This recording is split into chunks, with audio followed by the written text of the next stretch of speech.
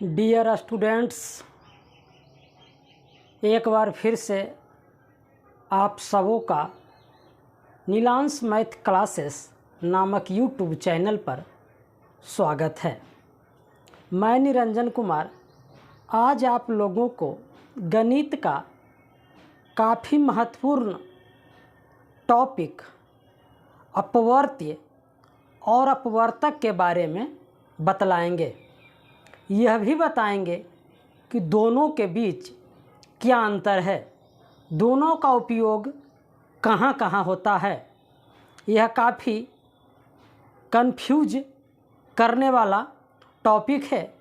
लोग अपवर्त्य और अपवर्तक को एक ही समझ बैठते हैं या अपवर्त्य के जगह अपवर्तक बोल देते हैं और अपवर्तक के जगह अपवर्त बोल देते हैं। उन्हें दोनों में अंतर समझ में नहीं आता है।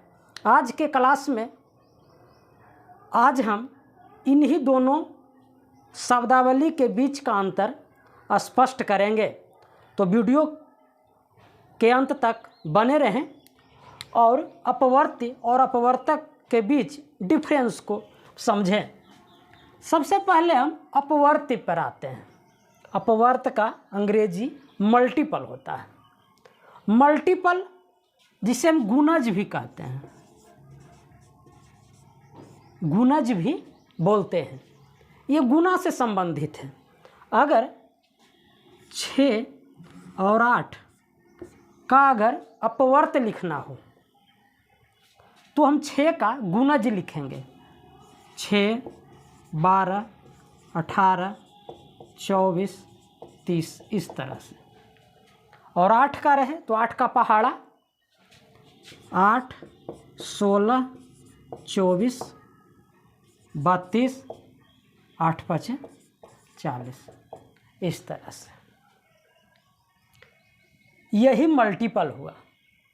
इसी तरह किसी भी संख्या का पहाड़ा अनंत तक, 10 तक नहीं, 11, 12, 100, 1000 तक, लाखों तक, करोड़ों तक, अनंत तक सभी संख्याओं का गुणज कहलाएगा, संख्याओं का अपवर्त्य कहलाएगा, संख्याओं का मल्टीपल कहलाएगा।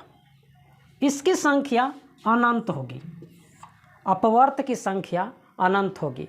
किसी भी वास्तविक संख्या के अपवर्त्य की संख्या, मल्टीपल की संख्या अनंत होगी, कोई अंत नहीं है, अनगिनत है, आप उससे गिन नहीं सकते हैं।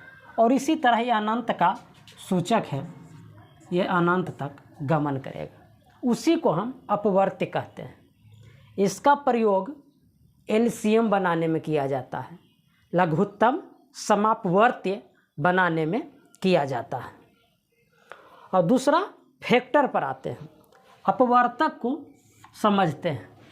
अपवर्तक किसे कहते हैं या फैक्टर किसे कहते हैं, जिसका हिंदी गुणनखंड भी होता है। फैक्टर का हिंदी गुणनखंड भी होता है और उसे अपवर्तक भी कहते हैं। तो चलते हैं, उदाहरण लेते हैं। 6 और 8 दोनों का हम अपवर्तक निकालेंगे। तो अपवर्तक या फैक्टर वे संख्याएं हैं जो दी हुई संख्याओं को पूर्णतः विभक्त कर दे, पूरा पूरा विभाजित कर दे।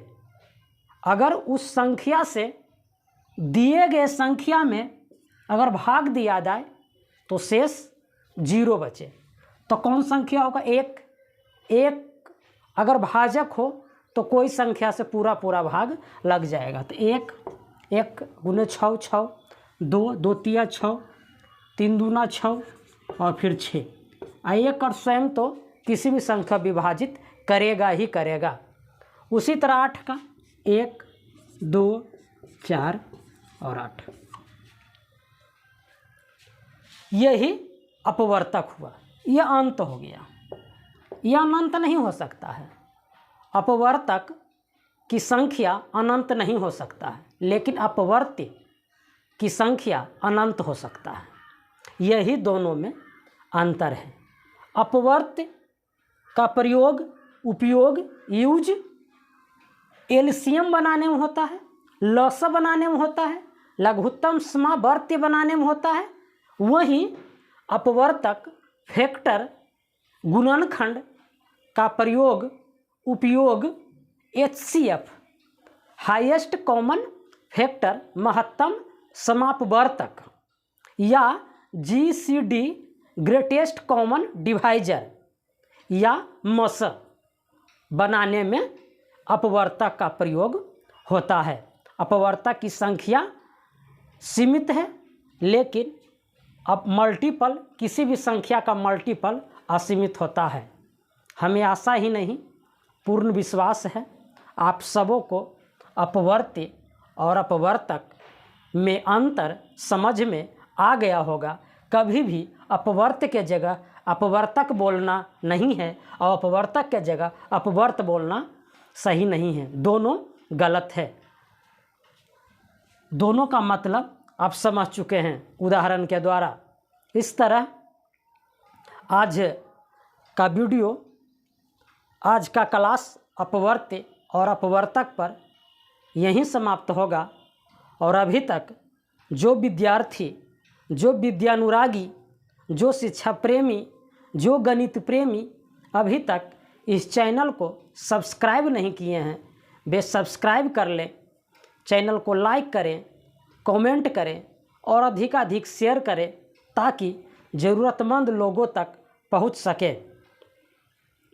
इसी के साथ अगले वीडियो तक सभी विद्यार्थियों को धन्यवाद।